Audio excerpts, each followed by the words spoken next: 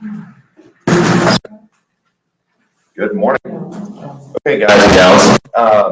We'll be pretty quick today. We want to thank Jared from Permanent here hosting lunch. He's bringing Jason's Deli, and they were recommended by Jeremy. I think Jeremy's done work with them before. And Erica, have we done work on our property management side with Permanent here in the past, or? No. I don't think of who else. I know that they've done some work in our office in the past. So I've tried to use them. And I'll use her. Is good. Yeah. Okay, good. So keep in mind, all of our vendors on our preferred vendor list are always recommended by you guys as agents or past clients. So we're always looking at refining that vendor list and making sure we get the absolute best vendors that are possible that are on there. And that star rating is important. That star rating, depending on how many stars they have, if they are a 5-star vendor on our list, then that means that they are recommended by the agent and by a past client.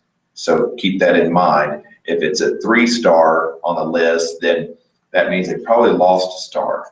They were with us in the past as a 5-star or a 4-star, because that's the only way they can get on, but they either didn't follow up or there was a complaint, and that's why they would be 3-star. So make sure, and that's all in the footnotes on the bottom on the vendor list, but that's a quick reminder on how that's categorized.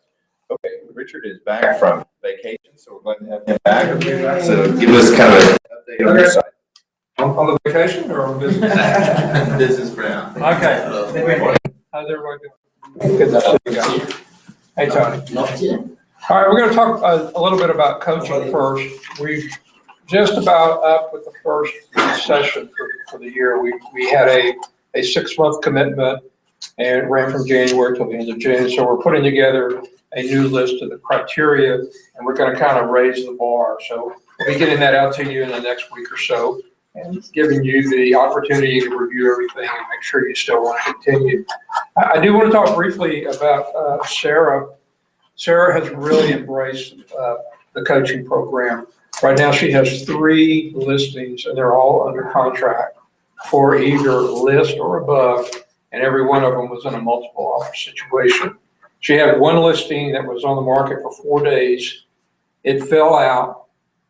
They were not happy about some of the things on the inspection report, which I think they were kind of bogus looking at the report.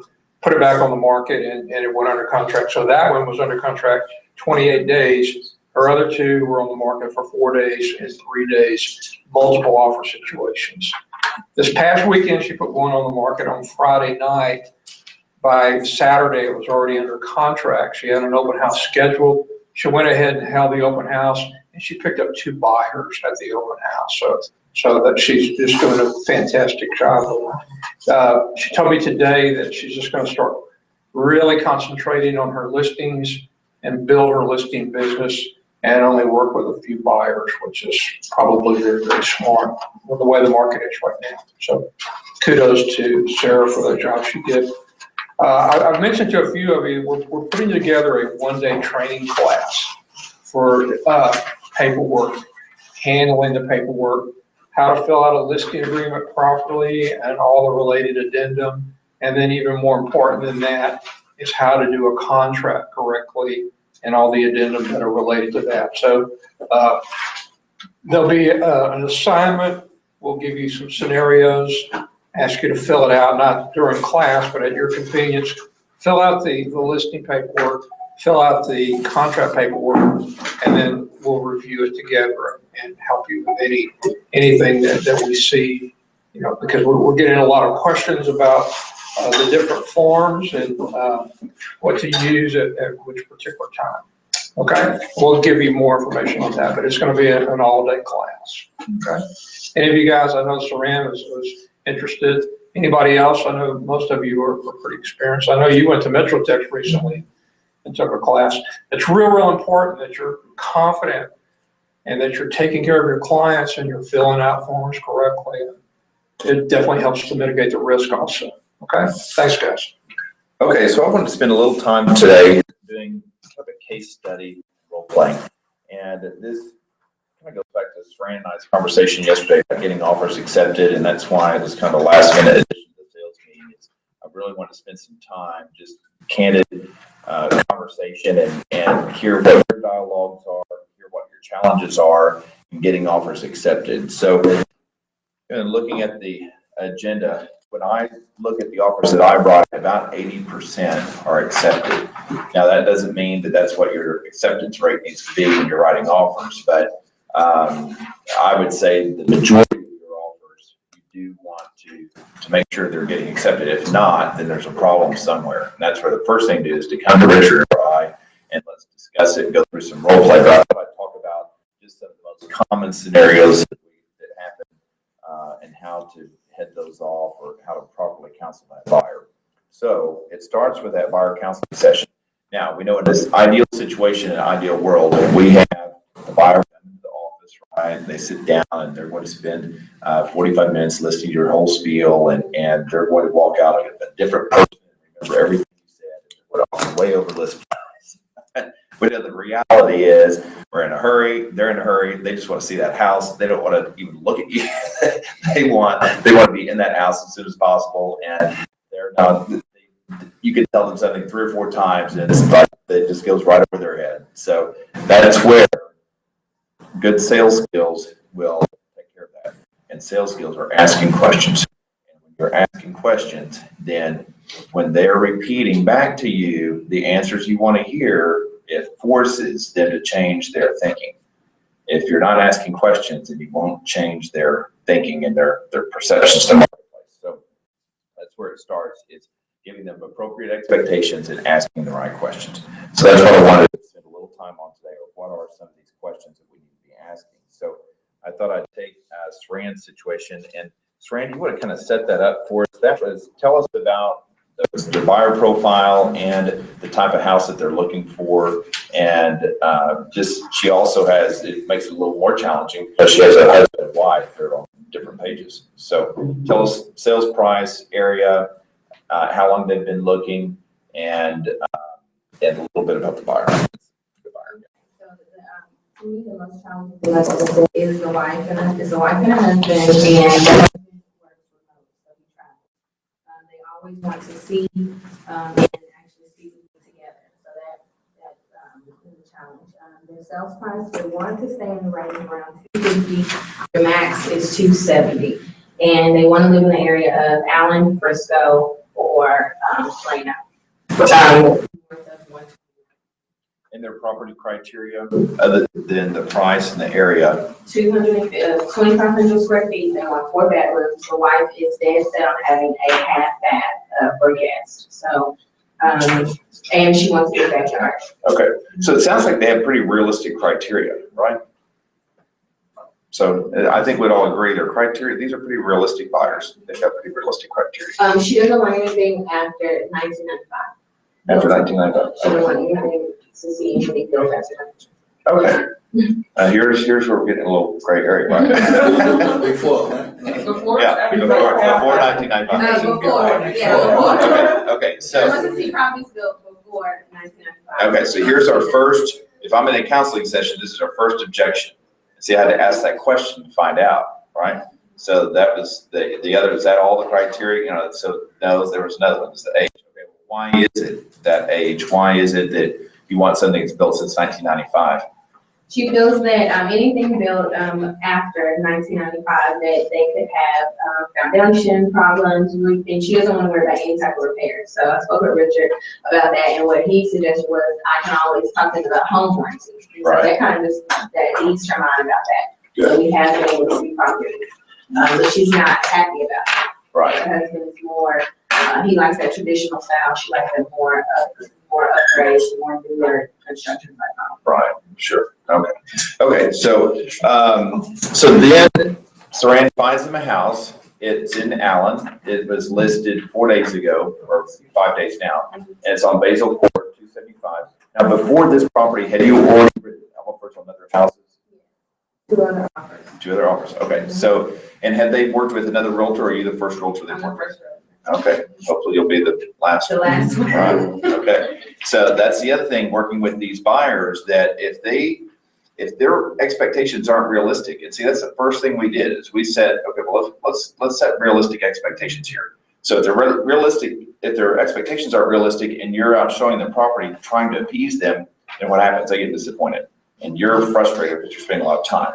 So that's the first thing to do, is set realistic expectations. And these are fairly realistic, and then under promise and over deliver.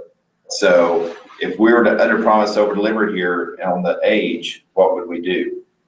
Well, let me show you some, what some of these houses that are, well, I just pulled up for you, Saran. I'm just gonna say, you be the buyer now. So, Saran, I pulled up properties that have sold in Allen in the last 30 days. And I would only pull up properties that were on the market for 10 days or less. Those are the ones that are selling over list price or hot properties. So I'd only pull those up. And I pulled up the ones that are built since 1995, and this is what they're selling for. They're selling this much over list price, and this is how many they've sold. And now this is the active inventory. So there's only 5 on the market right now, and these that have sold in the last 30 days have sold at, we pulled a report on the phone together. We didn't even isolate it down to the age. I guarantee if we would have isolated it down to the age and spent more time on this, it probably would have been closer to 104% or 105% of what they listed for. But we just chose properties that had sold between 200 and 300,000. Is that what we did? Yes. In Allen, yeah. And we went back to properties that had been on the market for 10 days or less. And just on average, those properties had sold for 100 and what was that, 102.9% of list price? Yes. Okay. So that's something that's a real powerful. We're substantiating now what we're saying. Okay, well, Saran, this is just the average. These are not exceptional properties. These are just the average at 100 and almost 103%. So that means that if we want to just to compete with the average, then we need to be making offers that are at closer to 105%. Do you know why? Why? All right. It's because properties don't always close at the contract accepted price. And that's what our due diligence period is for. In our inspection period, we have an option period of 5 to 10 days. And my job for you is to mitigate your risk. So I want to make sure that we're reducing your risk as much as possible. And that's why we're going to recommend a property inspector to come out during the inspection period. But we need to, if we want our offer to be accepted, we're competing with other offers at closer to 105%, because sometimes now these newer properties, the ones that were built since 1995 or newer, there's probably less concession after that. There's fewer repairs that they're finding, on those reports, to where if it's an older property, then you'll probably see to where they're going to be closing a little bit less than what they're listed for. But if you're to pull a report on newer properties, it probably wouldn't be the case. So that's where it's kind of splitting hairs, but that's also educating. Splitting hairs to someone like me is educating someone that's never bought a house before that doesn't understand that. So that's where you have to ask yourself, when you're that 20 minutes up front or 30 minutes up front, isolating those objections and setting the appropriate expectation by showing them the numbers of you've got to pull your numbers before you meet with them, because once you meet with them, and if you haven't pulled your numbers, you're just kind of giving vague information, what's your credibility? It's not real great, to where when you actually have a report with you and you can show them. And what I would do, and Saran, she works in that Allen area, so I said, put this in your buyer book, so that way you just have this report with you. You can show it to all your buyers who are looking at Allen.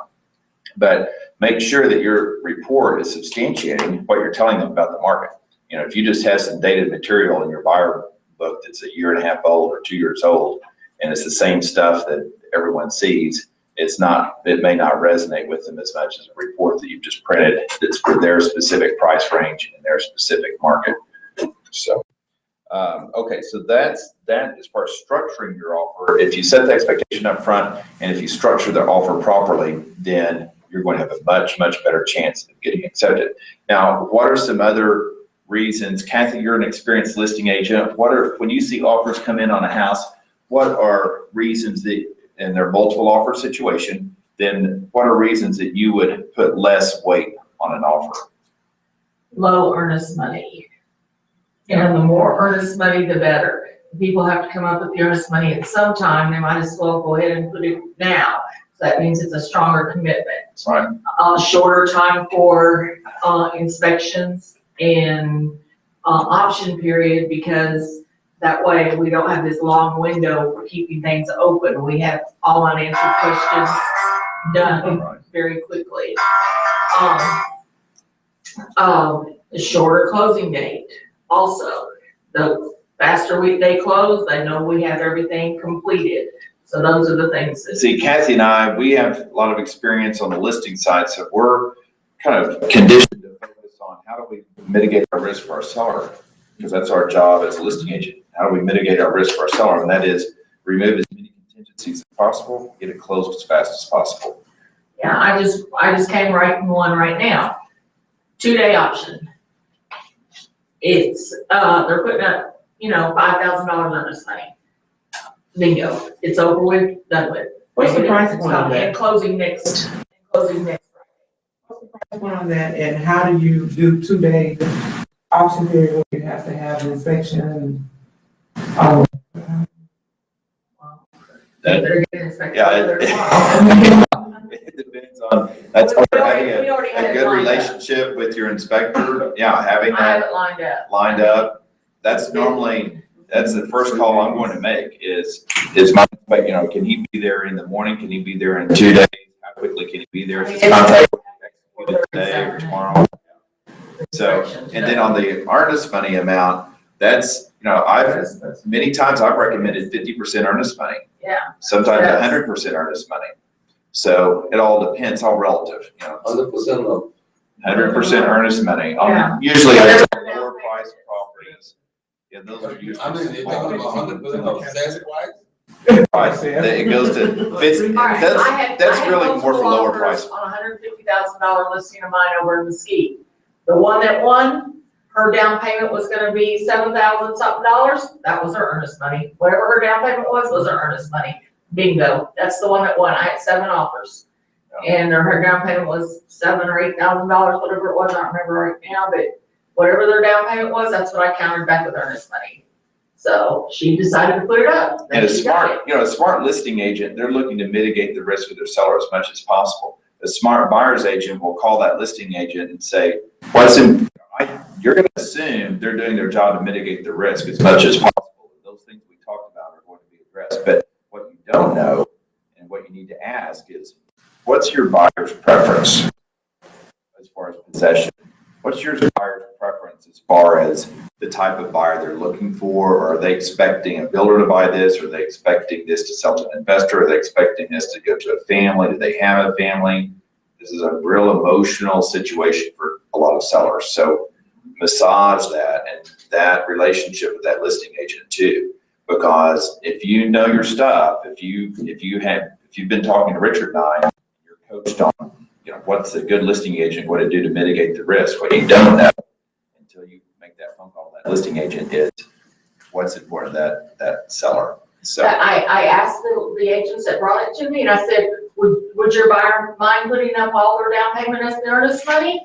A couple of them balked about it, and I said, well, and this agent, she's a 21 agent, she was real sad. She goes, no, that's a great idea. If we get this house, she goes, we've already lost 3. She goes, if we can get this house put up, she's got money, so she might as well go ahead and put it up. She goes, she says, why didn't I think about that too? Boom, Yeah. She was thrilled with that. She says, that's a good trick. Richard, we have, is it in back agent, the checklist to strengthen your offer, and it shows it's a list of about 20 items of what you can do to increase your offer or questions. Okay, well, I'll get that out to you guys today. We used to use a checklist years ago when I sold a lot of foreclosures to where my account managers would send it out to the listing agent every time we had a multiple offer. One is the highest and best, asking for their highest and best offer. The other was a form that asked, what's the max amount of cash that you can put down? What's the max amount that you're willing to put for earnest money? And so that way they knew what our seller's criteria was. And we just made it very clear on one page, and it listed about 20 things. Are you willing to buy this with no inspection? Are you willing, and so those are the things that, and some agents would send it back with maybe 2 or 3 things completed. Some wouldn't send it back at all. Talk about lazy agents. Some of them would send it back completed, and they would put on there, to be determined, or they would put actually what it is. They'd have that conversation and work with that buyer and go down that list. Which offers do you think got a response? Right. Yeah, the ones where the agent spent the time going through that list with that buyer. Exactly, when the agent balked at me, next, that's when I knew I wasn't gonna work. Yeah. I'm having problems with that now, no. Right, yeah, because it sets the cadence for the transaction, and the way you present that initial offer will dictate how smooth that timeline will go. If you see the sloppy agent that doesn't know what they're doing, or an agent that's completed, part of the contract wrong, that listing agent, I don't know. And let me tell you, this lady too, she sent me a letter telling me how this lady was qualified, how she was a single mother, how her husband had died, all this kind of stuff, and she was wanting to change her surroundings. Really nice letter about the whole thing too. It brought some feelings into the transaction, and she's presented that before we started countering. So she had compiled a letter for her buyer too, kind of appealing to our softer side. That this is not just a business transaction, this is a lady looking for a new home, a new start for her family. And the So it's speed really the speed at which you communicate with these listing agents, keep in mind, they're probably, when they have a hot listing, they're being bombarded, their phones are blowing up. So how you ask those questions, the cadence of your questions, and how organized are you with your information, how well do you actually know your buyer and their criteria, are all things that will subconsciously, that listing agent will be taking in during that conversation. So those are the things that, and an email, how quickly you respond to that listing agent's email, how quickly you return the phone call or a text. Also, that sets the cadence, and that can also dictate how much weight your offer is going to get versus another one. So sometimes seconds and minutes count on that, especially in these lower price points. So always keep that. And I asked her about that letter, and she said that Judge Biden had told them, to start compiling a letter to present, that this is why we're looking for a house and this, that, or the other. Yeah, the more emotional, like it's how much you connect with that other principal in that transaction, how much your buyer connects with them, and how much you can bridge that connection really, really carries a lot of weight. Okay, so back to your buyer strand. Where are they with that offer right now that was mentioned yesterday? They lost out. They lost the offer. Okay. Yeah, there were already multiple offers on the table, all north of 280. Okay. They put in two. Okay, so another thing we had in the conversation yesterday is, I said, what are you competing with? You have to know your competition. So Saran said, well, the listing agents of the other offers are all north of 280. Okay, very good information to know. So that's when you communicated that to your buyer, then how did they respond? They don't think the house is worth 280, but they want the property. And so then I started coaching them with the information that he gave me, asking them questions, and they ended up calling me back with an offer of 275. And I told them that I still feel like.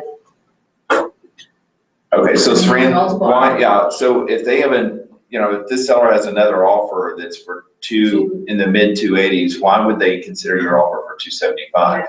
And I told, that's when I asked you, like, at what point, Right. Do I, So how did they respond to that question when you asked them that question? I asked her, I said, so all the offers, there's multiple offers, and the listing agent told me, I have 4 offers, they're all north. And I told her the exact number, that's 4 offers, they're all north of 280. Why would they consider an offer of 275? I said, there's really no reason, for us to put in this contract for the 275. And she said, well, my husband wants to go ahead and put in the contract for 275, so let's go ahead and do that. But why would they? Yeah. So right there, I said, well, I'm sorry, I can't waste my time. Well, no, there's another problem here. To me, that tells me this buyer doesn't trust me. So I've done something to hurt the trust of this buyer, which is a much bigger issue. So. Okay, have you broken down to them? This is another thing that we used to do, and we'll do it again.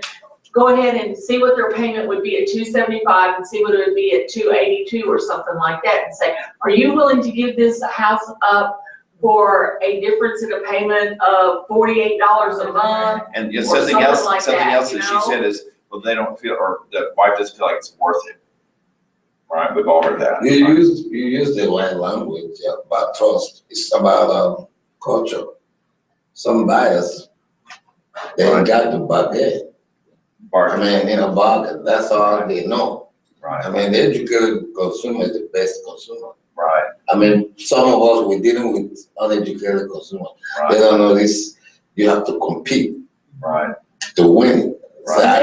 And they don't really realize that it's just gonna be, you know, a few dollars difference in their payment, a few dollars difference in their down payment. And So you don't- need to really point that out. Don't expect to win this battle in one conversation.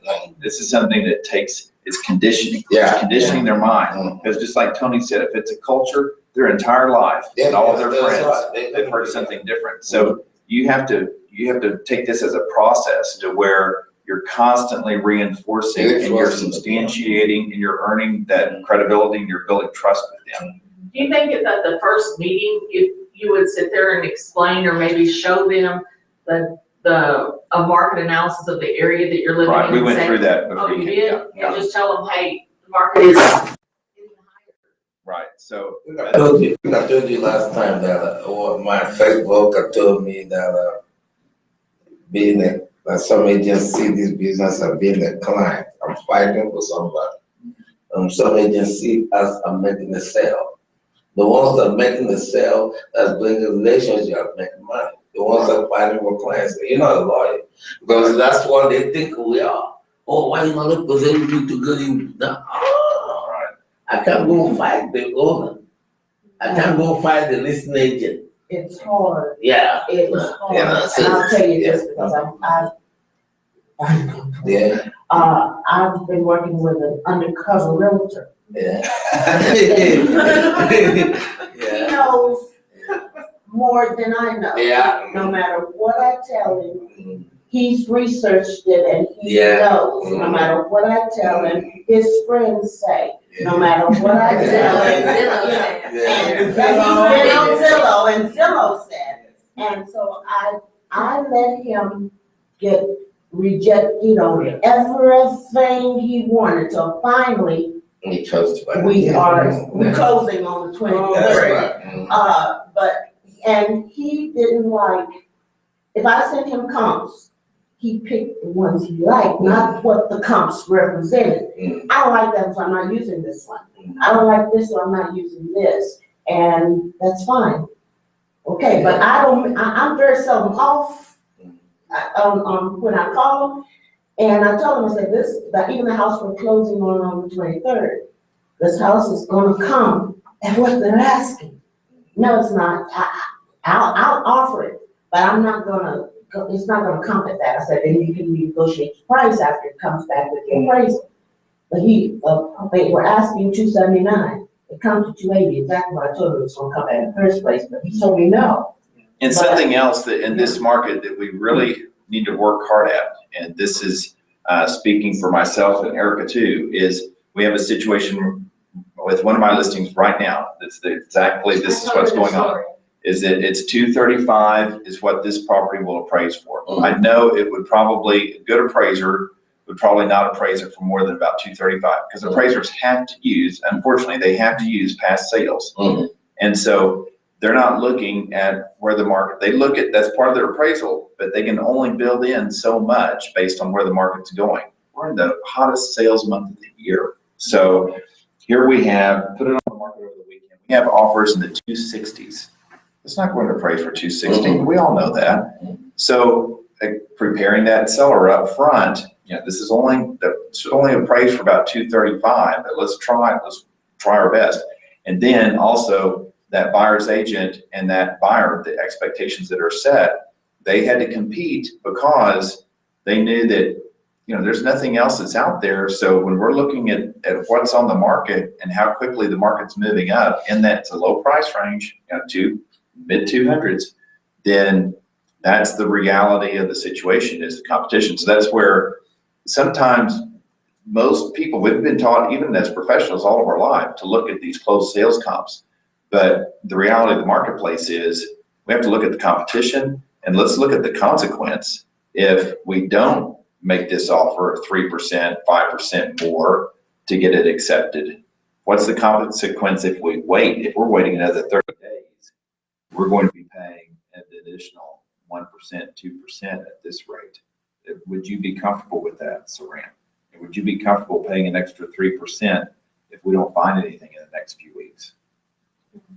and ask that, you have, but if you don't ask those questions, and it's a real, when you phrase it as, would you be comfortable with this? It's a real disarming way to sell. You're selling is what you're doing. You're negotiating. That's part of negotiating.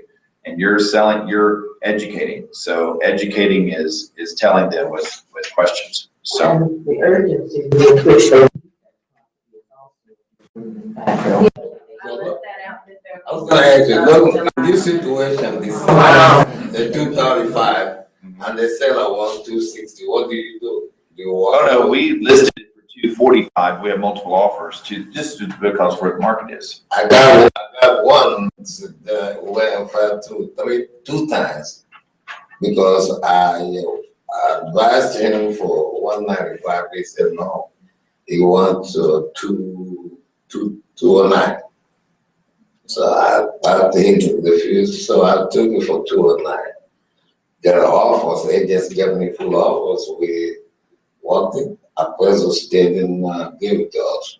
So what? And it's also frustrating to be in the buyer's position right now because the seller has all the control of the market.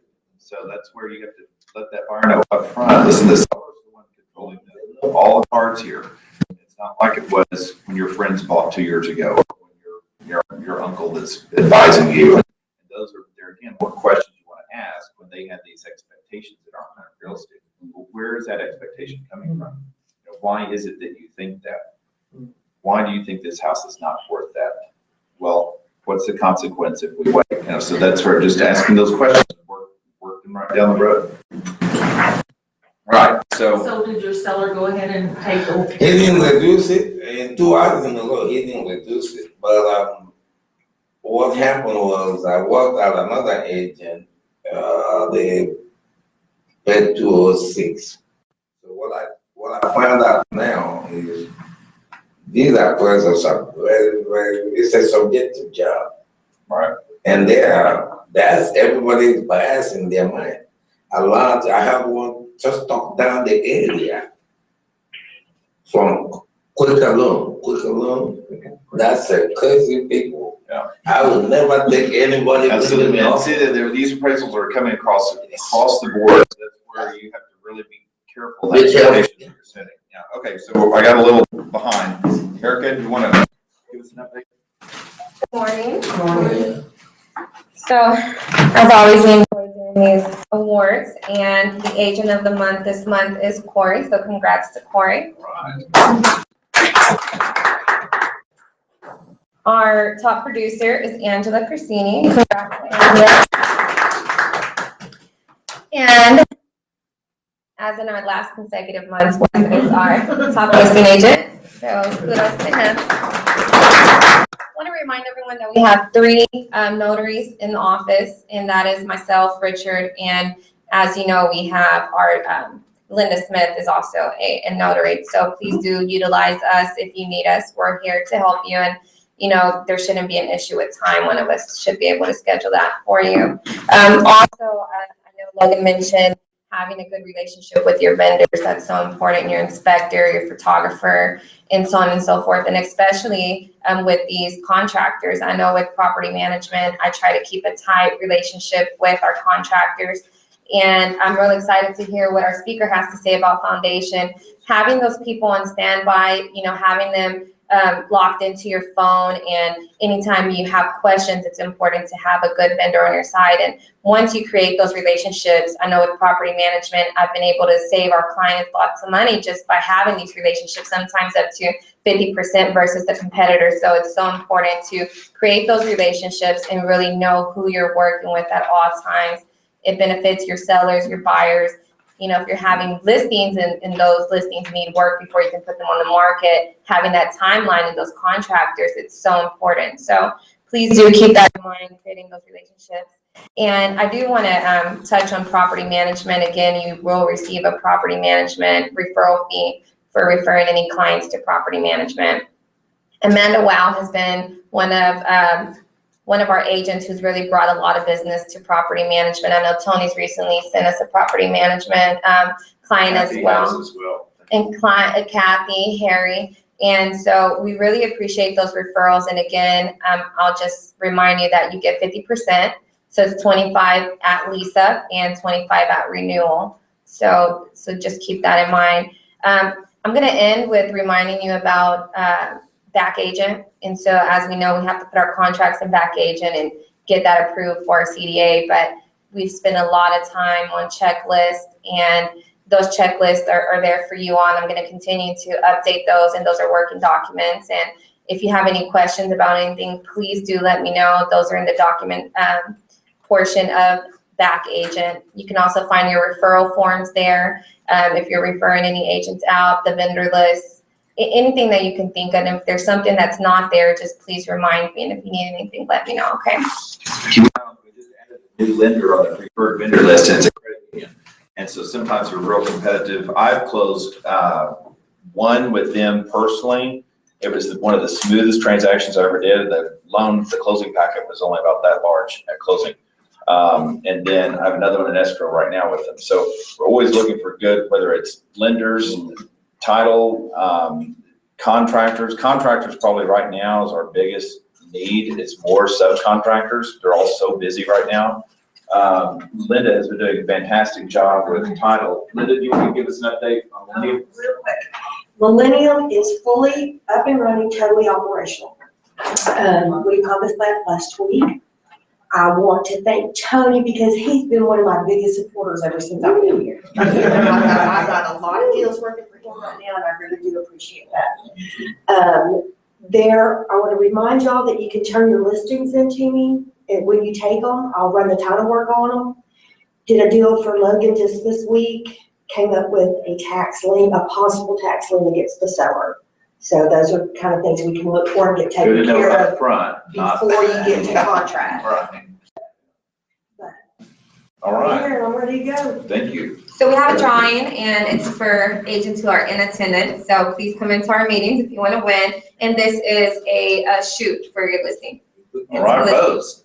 Rose, congratulations. Okay, you want to give us a quick, Great, Oh, yes. I'll kind of make it that foundation repair minute or some tips for you. Normally walk in and say he's excited to hear about peers, but I get a lot of laughs because nobody wants to hear about peers. So I want to ask you, does anyone know a couple of the things that you absolutely, really the two things you absolutely need to have when you are needing to get foundation work on a house for a real estate transaction? Anyone give me one of them? There's two things. Engineer's report, that's right. Here you go. You look like, what do you want? I think you want a car charger. There you go. You want a new car charger for you. All right. So you got an engineer's report. What's the second thing that you absolutely need to have after work is completed? Any foundation work is done. Warranty. This is going to be how you get the warranty. So maybe I should add 3. But if someone else does it? Plumbing link test. Plumbing link test. That is absolutely right. Are you a beer drinker? No. Richard. Well, here, I'll give Richard your kidney. There you go. And I'll give you a car starter. There you go. So yeah, you absolutely need to have a plumbing test done after the fact, and a licensed engineer report. All sorts of different ways you can do it with an engineer. They come out first, you can pay them, they can recommend a company, you can call someone like us out, or someone else, then they can refer an engineer based on their work. But it's really important to have that. It's very important to have the plumbing test, like you said, in order to get the warranty. It doesn't matter what the company tells you. If you read the fine print, it doesn't matter if it's a small company, big company, medium-sized company. It's going to say if you don't have a plumbing test done after the fact and there's no leaks, you have no warranty. Could you email us who you recommend for plumbing and for? We actually started our own plumbing company 2 years ago. We only do leak tests, locates, and leak repairs, not service calls. But we do have a couple of different engineers that we work with fairly closely. I could give you that info for that. And if they use us, no one's required to use our plumbing company. But and the other thing that that you were talking about looking for good contractors is, does anyone know what foundation repair companies are considered business-wise? They're contractors. You look like you might always be looking for your business cards. Have you seen those phone walls? Oh, sorry. That's a phone wall you can stick on your phone or your dashboard or whatever. It's 3M, it won't leave residue, and you can keep business cards. So, yes, we're contractors. Does anyone know what's required to be a contractor in Texas? License, okay. You want to rethink that? Insurance. Absolutely nothing. To be a business, you need liability insurance, so technically you do. There is no licensing required to be a contractor in the state of Texas. So that's why you get handymen, they're contractors. You're essentially working with a handyman on steroids. It's not exactly what you wanted to hear, is it? So, and that's the importance of doing work with a quality company. There are more than just one company out there, I'll say that are good companies, but there's a lot of companies that you don't want to do business with because they might not have their insurance. And who checks to see if they have their insurance if there's no licensing over them to check it out? A broker that I do business with in the Arlington area told a story about one of his agents a long time ago referred a plumber, a master plumber. They are licensed. They're required to have insurance and everything. Referred this master plumber to go fix a leaky sink. Somehow, the guy managed to catch the house on fire. I don't know how. They don't know how. He didn't have liability insurance. Can anyone guess who paid for that house? No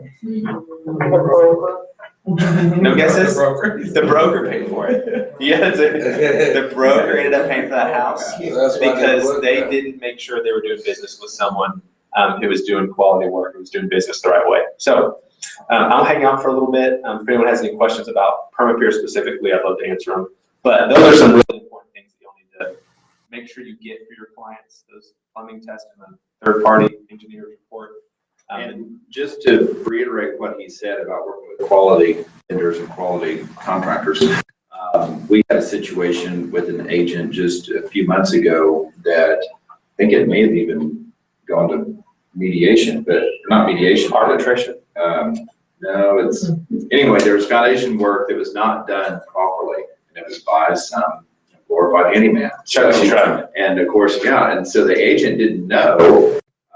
It wasn't the agent's fault, but who do you think was stuck in the middle of it? Because after closing, this buyer was pretty unhappy. And so the agent was trying to appease and get everyone happy, going too fast through the transaction and not checking, that's where you really have to get involved with your clients on the contractors and help them with these things, because if something goes wrong and there's a lawsuit, whether it's your fault or not, you're going to be involved in it. So that's working with quality people. PermaPeer was my foundation company, DFW Rain.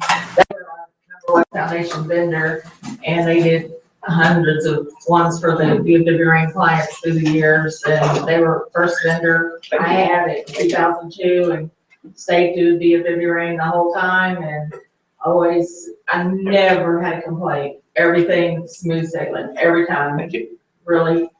So I've been working with y'all for a long, long time. Well, I always like to hear that. And last little tip, you mentioned lawsuit. Don't ever say a house is level after work's been done. I met an agent who said they were involved in this thing where the listing agent put in the disclosure the house was level.